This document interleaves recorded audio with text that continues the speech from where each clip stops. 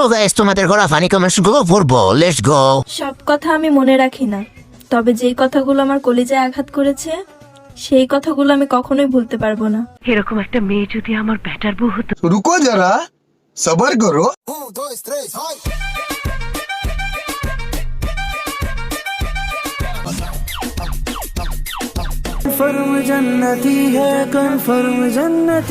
तो चलिए शुरू करते हैं। বিয়ে হয়েছে তাও এমন না।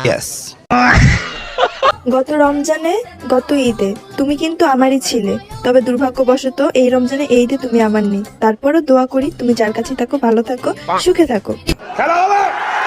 একটা রেখে খুশি থাকেন, দুইটা টাকার দরকার নেই। মুরাদ ভাই ডাল লেপটা কেউ কোন अभी बदत है भाई, अभी बदत है। যদি দেখেন রমজান মাস আসার পরেও কিছু কিছু মেয়েদের বুকের উন্না সরছে, তাহলে বুঝে নিবেন তাদের টাকার অভাব হয়েছে।